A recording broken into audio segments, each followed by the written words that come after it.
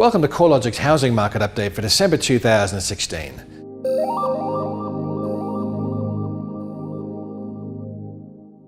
This month, we're providing a wrap of November's Hedonic Index results, as well as some focus on housing supply and investment levels, which are once again moving higher since the recent round of rate cuts in May and August earlier this year. Capital city dwelling values edged a further 0.2% higher in November, according to the CoreLogic Home Value Index. Although values rose in November, the month-on-month change was the lowest since December last year, potentially indicating that the re-acceleration of housing market growth rates, which has been evident over the second half of 2016, may be starting to abate. The softer monthly result was largely attributable to a weak performance within the Melbourne unit market, where values were 3.2% lower over the month and they were down 1.1% over the rolling quarter. Although the pace of capital gains has moderated compared with previous months, the stronger growth conditions across most of the capital cities since the May and August rate cuts have pushed the annual trend of growth higher. The combined capitals index is up 9.3% over the past 12 months, after recording an annual growth rate as low as 6.1% in July earlier this year. Sydney, where dwelling values were 13.1% higher, and Melbourne, which is up 11.3%, are both once again recording double-digit annual growth, while Canberra and Hobart are now recording annual growth rates higher than 8%. Brisbane and Adelaide have been relatively immune to the improved growth conditions, with annual capital gains tracking around 4 to 5% higher across both cities. Perth is the only market where values remain lower than a year ago. Over the past 12 months, Perth dwelling values have fallen by 3.4%, taking the cumulative decline to 9.2% since values peaked back in December 2014. The Adelaide housing market showed a strong result for November, with CoreLogic's index showing a 2.9% rise in dwelling values over November. Dwelling values are 4.7% higher over the 12 months, with most of that growth concentrated within the detached housing sector. Rental markets are not as strong, with weekly rents slipping lower over the past 12 months across Adelaide.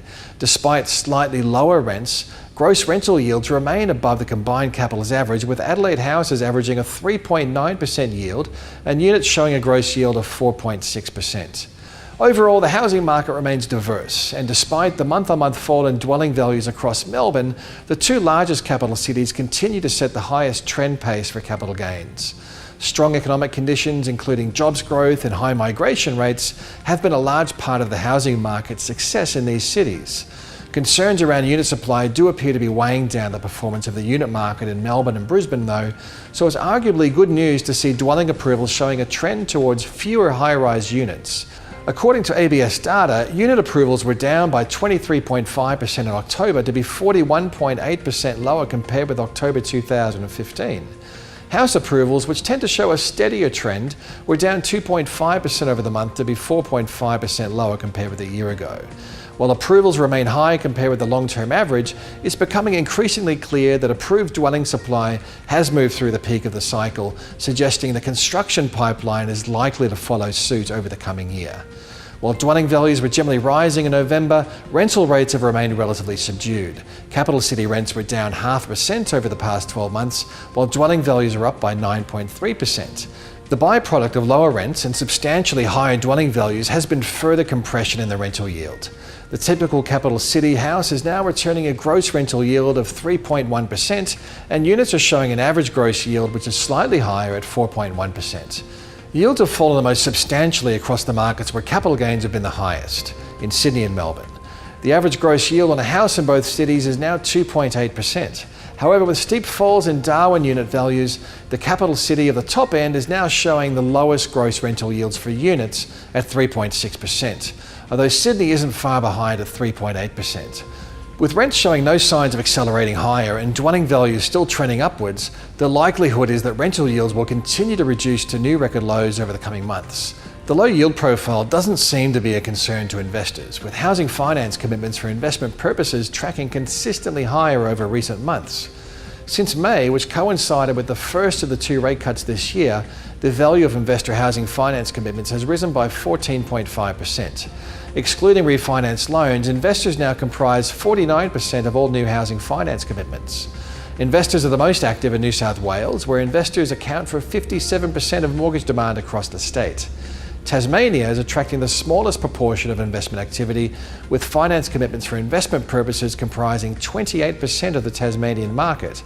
It appears that investors are focusing their strategies on areas that have demonstrated high capital growth with little concern about the low yield profile.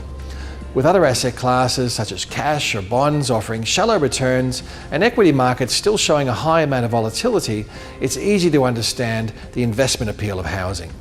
Total returns, which include capital gain as well as the gross yield, are generally above 8% per annum across each of the capital cities, except for Darwin and Perth, where the yields and the capital growth have been lower. Another facet of the housing market that has changed over recent months has been transaction numbers. The number of settled sales reached a recent low point in August earlier this year at approximately 36,000 settlements over the month.